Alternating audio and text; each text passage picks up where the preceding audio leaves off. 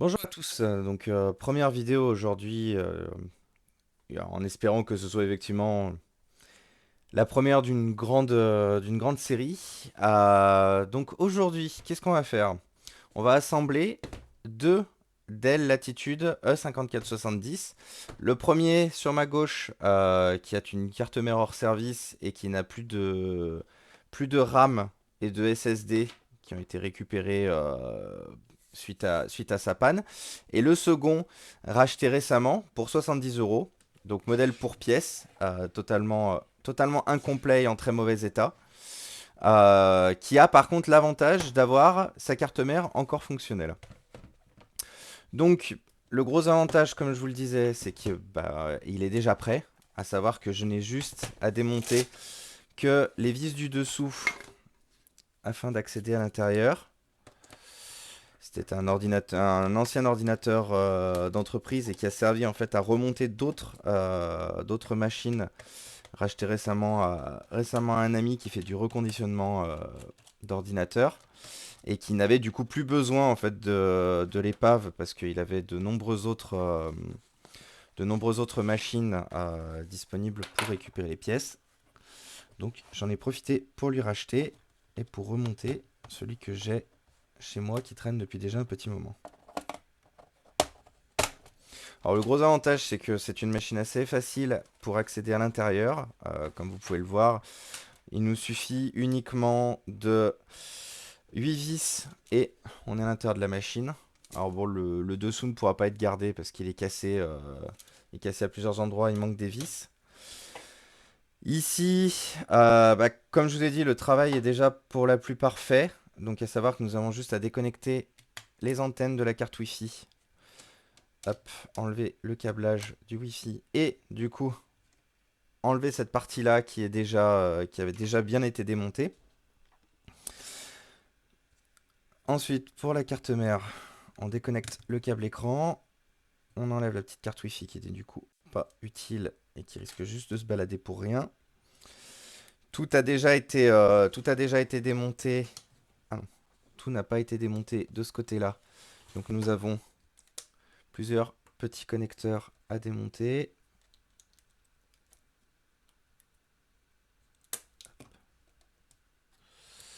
Les connecteurs concernant le touchpad, les, les différents dispositifs de sécurité et les enceintes. Hop là. Voilà.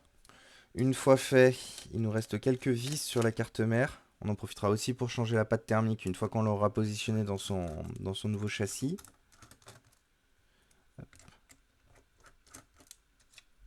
Hop. Au risque, on va aussi enlever l'adaptateur de carte SD. Voilà. Alors le gros avantage chez Dell, c'est qu'on a deux types de vis sur cette machine. Donc c'est assez facile à se souvenir lesquelles sont lesquelles et où est-ce qu'elles vont. Parce qu'en plus Dell a très bien noté sur les différents endroits du châssis et sur les endroits de la carte mère les tailles et les profondeurs des vis. Voilà, donc là j'ai déconnecté le connecteur d'alimentation. Donc là la carte mère devrait venir toute seule. Normalement. Hop, voilà. De temps en temps il y a un peu de jeu à prendre parce qu'il y a forcément quelques endroits où les connecteurs sont maintenus un peu à l'arrière. Voilà, et voilà. Donc la carte mère est enlevée. Je ne sais pas encore s'il est nécessaire de changer le ventilateur. Des tests ont été réalisés sur la machine en fait hier. Mais voilà, je ne sais pas quel est l'état du ventilateur, donc je verrai après si ça vaut le coup si ça vaut le coup de le changer. Donc ça pour l'instant, ça partira sur le côté. Alors, celui avec la carte mère hors service qui par contre lui nécessite beaucoup plus de démontage. Qui va être un peu plus long du coup.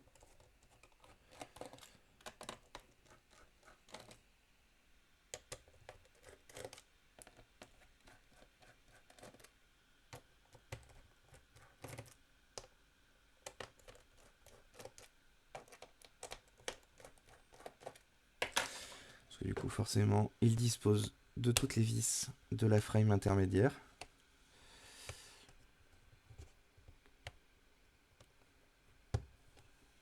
Alors la frame, c'est le terme technique américain. C'est un peu l'habitude que j'ai pris. C'est pour, c'est ce qui présente en fait cette partie-là. En gros, c'est une partie plastique de maintien, pour simplifier. Ah bah, au final, j'aurais pas besoin de RAM parce que je viens de me rendre compte qu'il avait toujours sa barrette. J'étais persuadé qu'il en avait plus. Bon point, c'est toujours ça d'économiser. Le tournevis est légèrement trop petit par contre. On va prendre son grand frère. Est-ce que c'est mieux? Ouais, c'est mieux. Je travaille toujours avec les super kits d'iFixit. Si vous voulez vous mettre vous aussi au dépannage, je vous conseille vraiment ce qu'ils font chez iFixit en termes aussi bien en termes de produits, de produits simples que de consommables, d'outils. J'achète tout là-bas maintenant, dès que j'ai besoin de quoi que ce soit. Et c'est vraiment là où bah, j'ai les produits de meilleure qualité. Et ça fait vraiment plaisir de travailler avec du métal de bonne qualité. J'ai commencé à faire ça il y a très longtemps. Et j'ai jamais réellement eu de produit vraiment dédié. Je faisais un peu avec ce qui me tombait sous la main, ce que je récupérais au gré des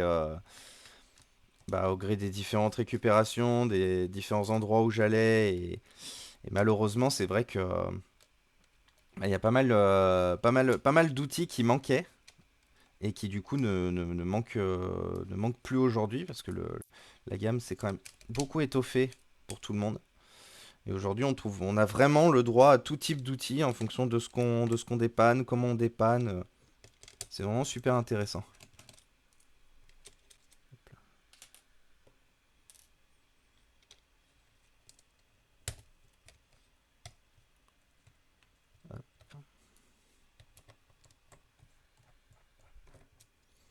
Alors, c'est rigolo parce que bien que les machines soient les mêmes, elles sont légèrement différentes sur certains trucs.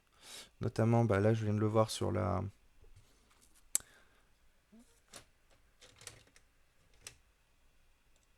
petit support et le fait que justement, malgré le fait qu'elle avait pas la, comment ça s'appelle, l'option 4G sur cette machine, bah, elle a quand même le droit aux antennes et au petit tiroir à l'arrière pour la carte SIM, alors que l'autre machine à côté n'avait ni les antennes ni le tiroir, mais avait bien le port à l'intérieur de la machine. Donc bon, sûrement une petite économie de bout de chandelle, comme sont effectivement capables de bien faire les constructeurs quand ils veulent.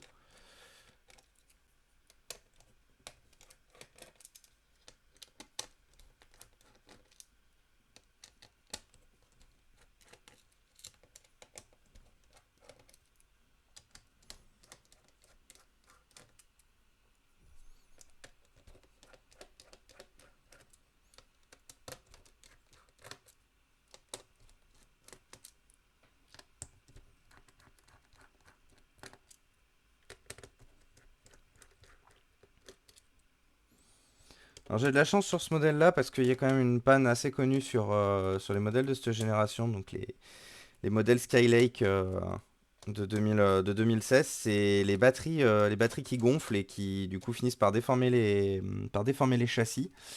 Par chance, je n'ai pas été impacté sur ce modèle-là.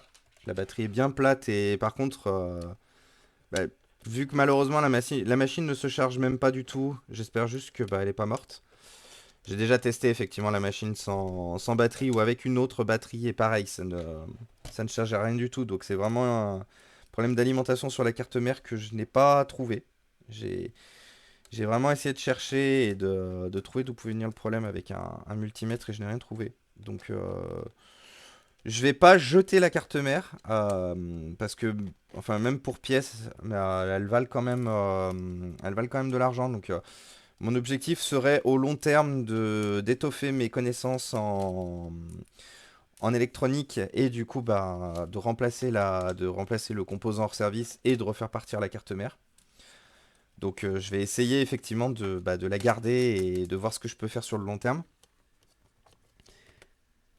Sachant que j'ai une autre machine à côté, donc un autre Dell, où pour le coup, dans ce cas-là, je vais effectivement je vais me séparer de la carte mère, parce que là, pour le coup, c'est le processeur qui a cassé suite à une surchauffe ou je sais pas quoi.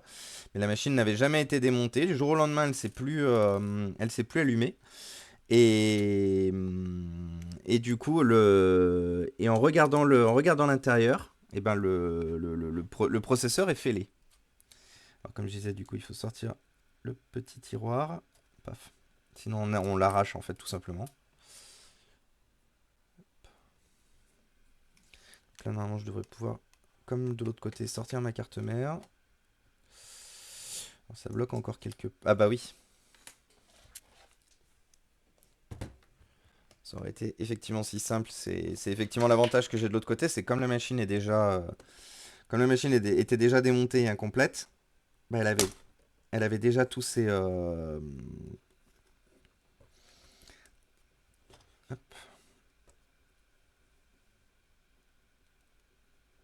Alors, c'est toujours un peu délicat de faire sauter le.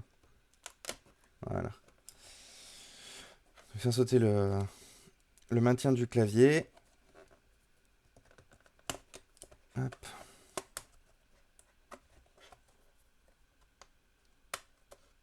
Si vraiment il y a des trucs qui vous plaisent pas par rapport aux vidéos ou il y a des connaissances que je sors qui vous intéressent pas et tout, n'hésitez pas à corriger ça et puis à me le faire savoir du meilleur moyen que vous pensez.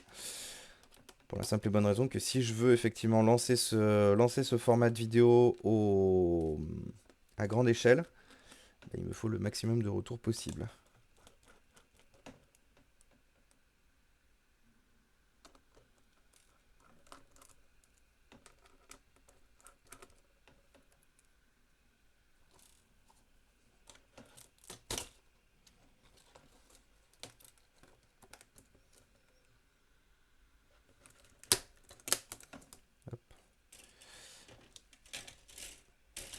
Donc les trois petites nappes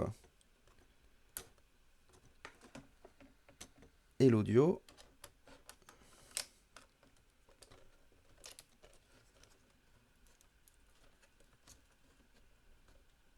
Voilà. Hop.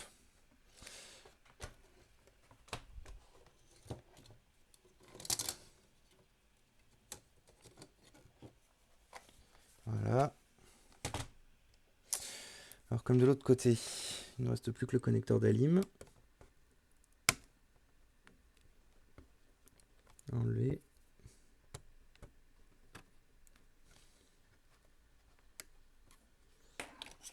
De ce côté-là, il est un peu plus compliqué à enlever, donc je pense que je vais le démonter. Ce sera plus simple. Dans certains cas, ça se passe bien, dans d'autres cas, non. Ça dépend vraiment de comment les. Comme c'est des fils en fait qui sont. Comment ça s'appelle? Qui sont poussés sur eux-mêmes. Ça dépend vraiment de comment ça a été fait. Là, j'ai l'impression que le câble a juste pas été torsadé assez bien pour pouvoir effectivement être placé comme il faut. Voilà. De ce côté-là, c'est bon. Et de ce côté-là aussi. Je vais juste récupérer le connecteur pour le placer.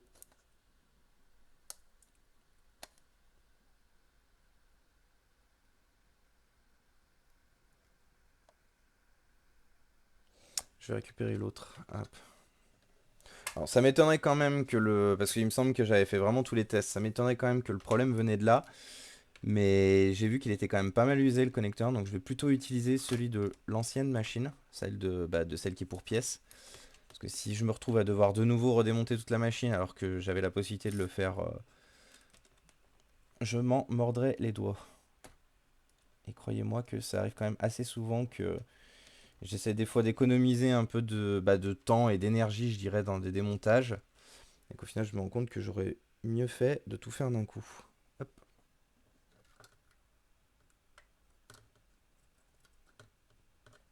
Voilà.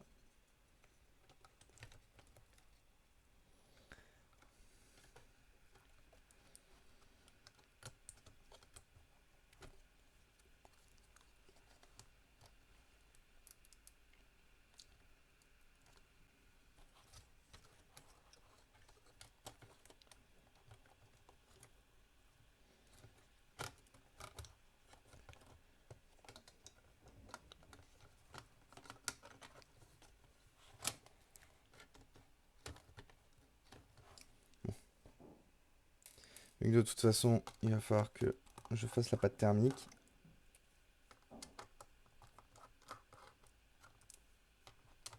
Pardonnez pour le bruit de fond, j'ai des voisins du dessus très bruyants.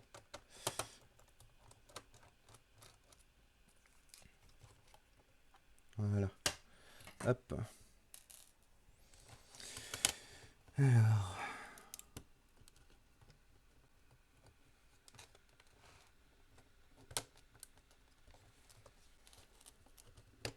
Voilà.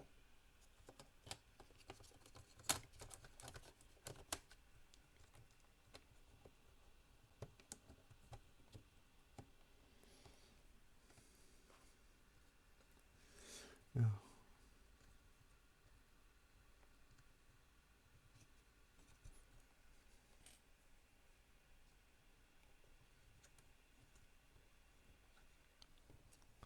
Le petit support.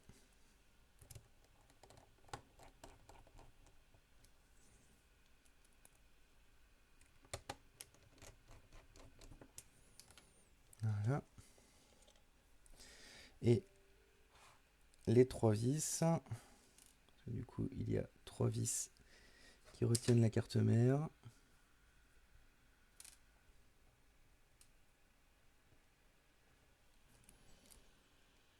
Donc on peut le voir, en fait, il y a écrit directement les numéros sur la carte mère, histoire de ne pas les oublier. Je vais juste aller récupérer du sopalin pour supprimer l'ancienne pâte thermique.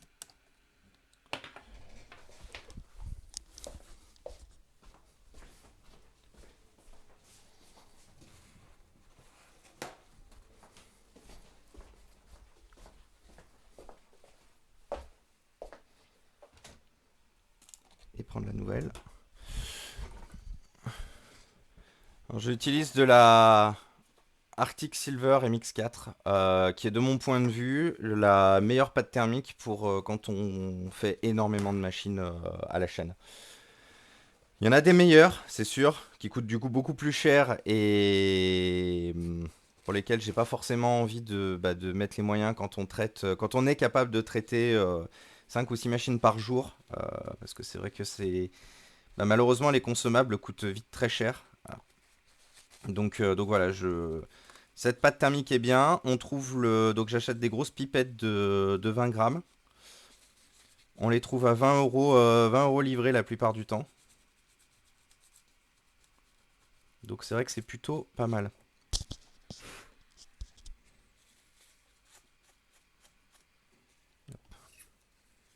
Pareil sur le support du processeur.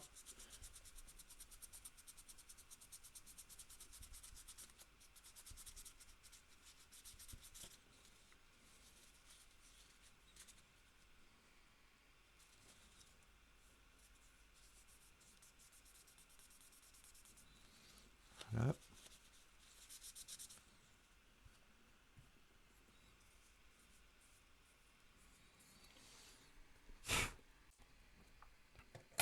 Hop. Alors.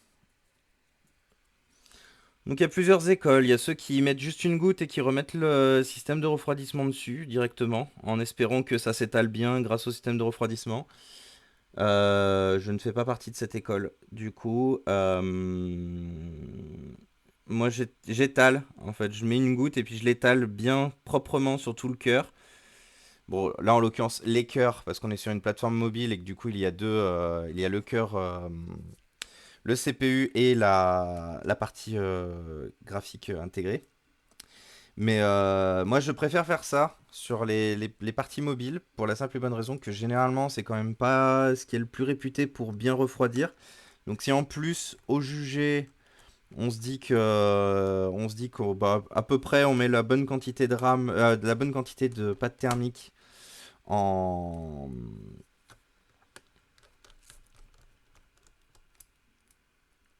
juste avec une petite lichette.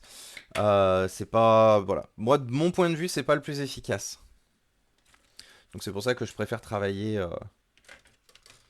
Hop.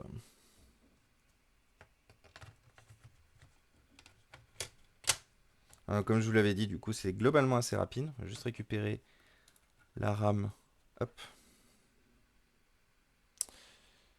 Donc non, on va pas la récupérer parce que je n'avais pas vu que c'était c'était juste une RAM de 4 Go. C'était bien ce qui me semblait qu'effectivement, je l'avais laissée de côté parce qu'elle n'avait pas grand intérêt. Hop.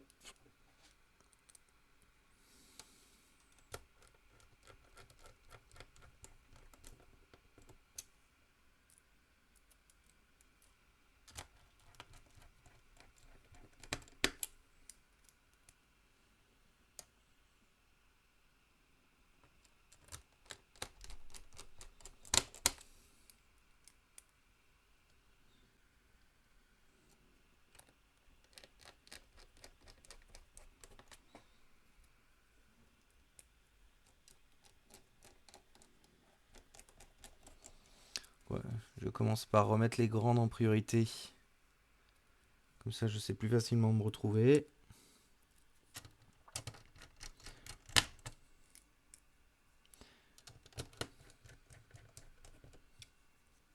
Donc là, on va avoir deux types de RAM sur de vis sur celui-là.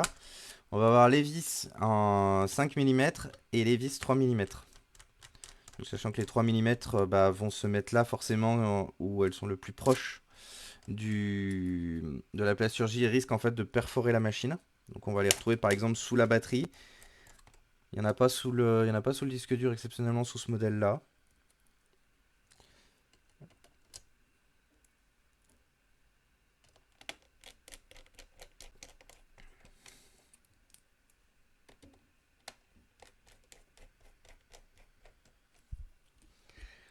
Voilà.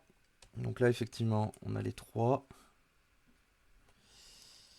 Les 4 pardon sous le... Ici. Les 4 3 mm.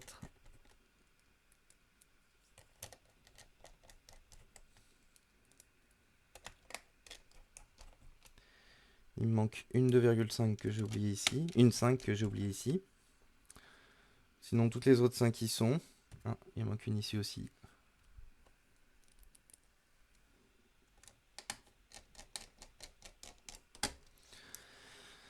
Alors, on va essayer de repositionner le support de carte Wi-Fi qui s'est un peu fait la malle. Voilà. Et de repositionner la petite carte Wi-Fi dessus. Voilà. Alors, il y a le plus embêtant à réaliser ici qui est les passements de ce qu'on appelle les passements de câbles. Pour beaucoup, il y en a qui aiment, il y en a qui aiment pas. Moi personnellement, j'aime pas.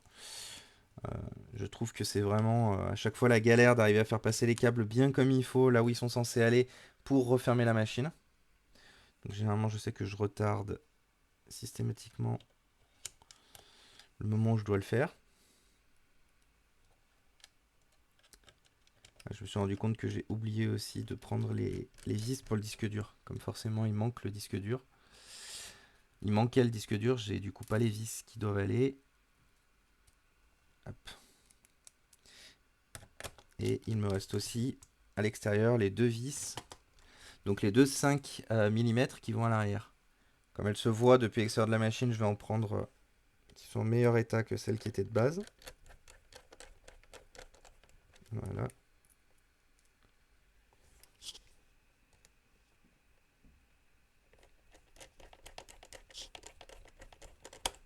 Et voilà. Et donc là, effectivement, comme je vous disais, on a deux types de jeux de câbles. Parce qu'on va avoir ceux du Wi-Fi et ceux du module 4G. Du coup, module 4G qui n'est pas présent dans notre modèle. Mais bon, si l'envie m'en prend, il me semble que des modèles 4G pour ces modèles-là, j'en ai. Donc au pire, je pourrais l'ajouter. Je pourrais ajouter la petite option si s'il me semble que c'est nécessaire.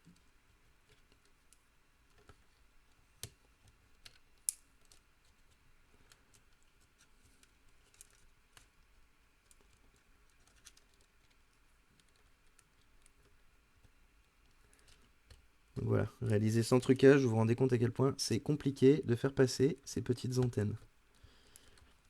Donc là en plus comme elles ne servent pas forcément, elles sont pas dans les emplacements où elles sont censées aller véritablement, du coup bah, elles ne se laissent pas faire.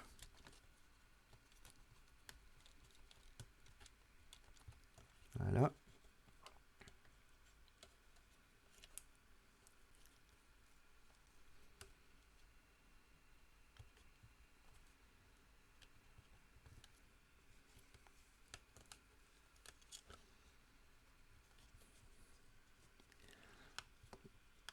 Et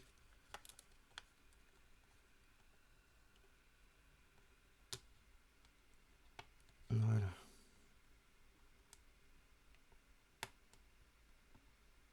Là, les antennes Wi-Fi sont fixées. On va juste les refaire passer où elles sont bien censées aller.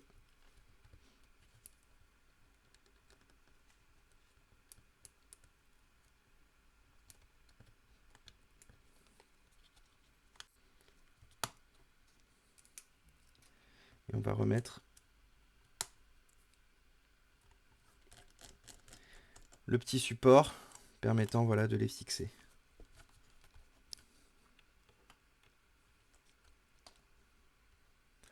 Donc là on est bon ici. Donc globalement les seules choses qui vont nous rester avant de tout remettre à monter, ça va être de remettre le clavier. Et les nappes du coup qui vont avec.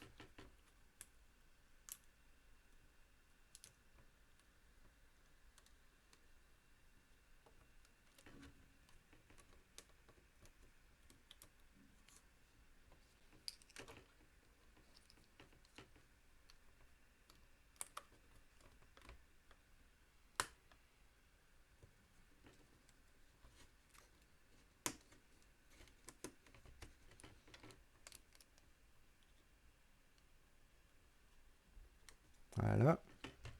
Donc on a dit le clavier.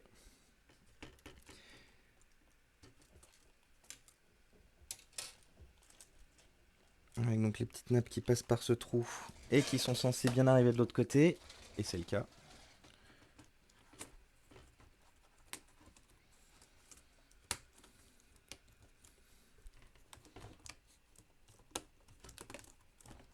Voilà. On va remettre donc toutes les petites vis de maintien.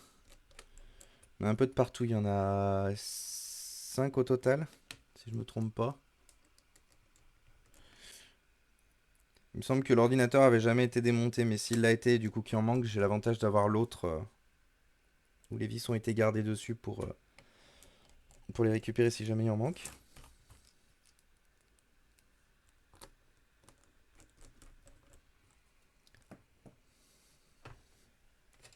Et la remise.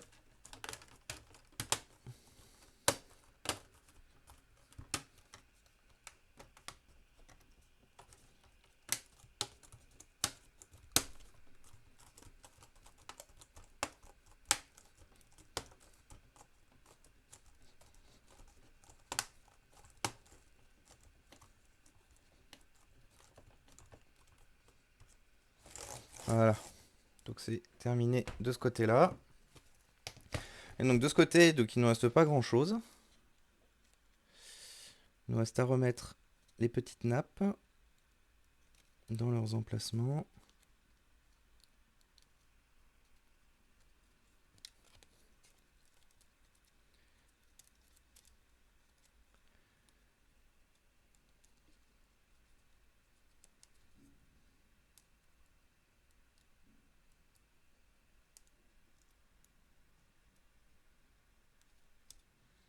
Voilà. Là c'est bon. Il va nous manquer, donc comme je disais, les vis pour le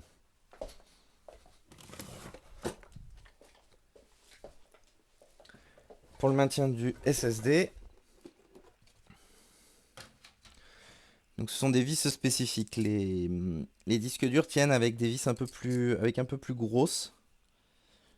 Donc bon, c'est toujours un peu le jeu, c'est que malheureusement, après des années d'essais de tri, j'ai abandonné l'idée.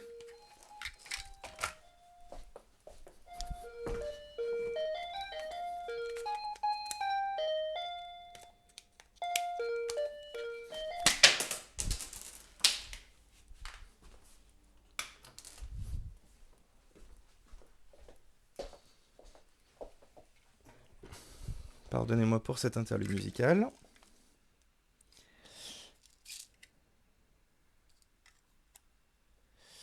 Alors, est-ce que j'arrive à en trouver 4 de la même couleur?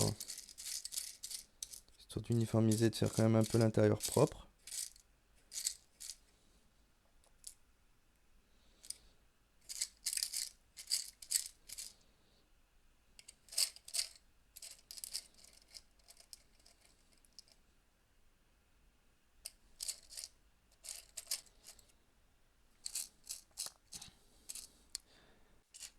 Je pense que je vais abandonner l'idée parce qu'il semblerait pas que j'en ai 4. Comme j'en utilise malheureusement beaucoup parce que systématiquement quand quelqu'un passe sa machine en épave, et ben généralement enlève les vis mais ne les remet pas. Du coup je vais partir sur un lot de couleurs différentes.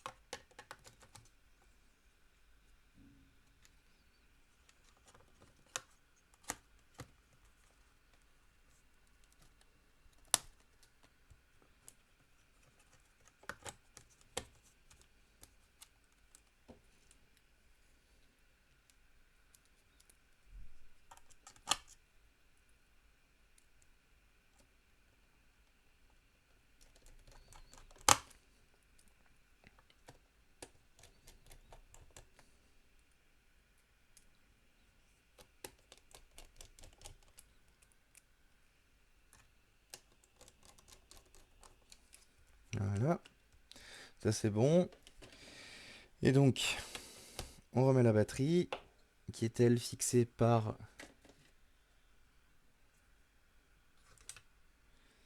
euh, 3 longues.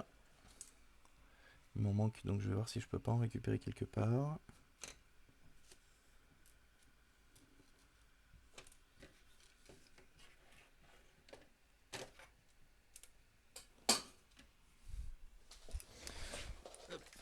Il va falloir que je pioche là-dedans encore.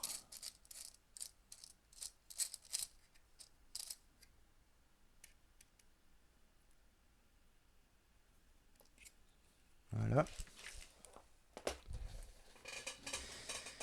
Alors.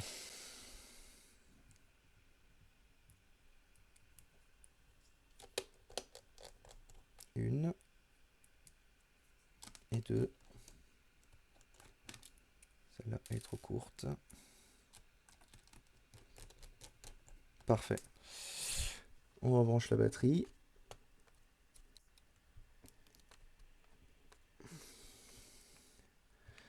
Et on réassemble le tout. Le tout était déjà réassemblé, c'est juste qu'on remet le dessous. Donc comme vous pouvez le voir, comme je l'avais dit, quand on a l'habitude, c'est une opération qui prend pas tant de temps que ça. Parce qu'en un petit peu plus de 30 minutes, c'est réglé. Maintenant, on va voir l'ultime test, c'est est-ce qu'on démarre bien, est-ce qu'on va bien dans le BIOS. Et après, il me restera juste quelques trucs à faire, mais je les ferai en hors caméra. Qui va être effectivement toute l'installation, le paramétrage et tout. N'hésitez pas à vous dire aussi si ça peut vous intéresser, les installations, les conseils d'installation et de faire une installation guidée. Alors, est-ce qu'on a de la batterie? Peut-être qu'il en restait dans le modèle, peut-être qu'il en restait pas. Ah, ça m'aurait étonné. Parce qu'il est quand même là depuis... bah, ça va quasiment faire 2 ans qu'il est à l'état d'épave. Par chance, J'ai un chargeur sous la main, déjà branché.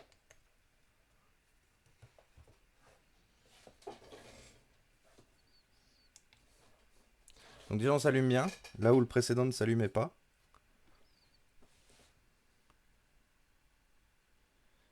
Il risque de faire plusieurs cycles de démarrage vu qu'effectivement il n'avait pas été allumé depuis longtemps.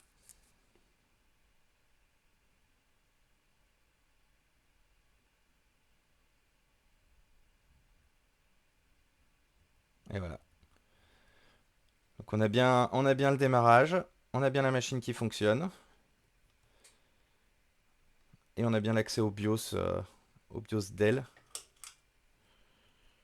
avec toutes les différentes options.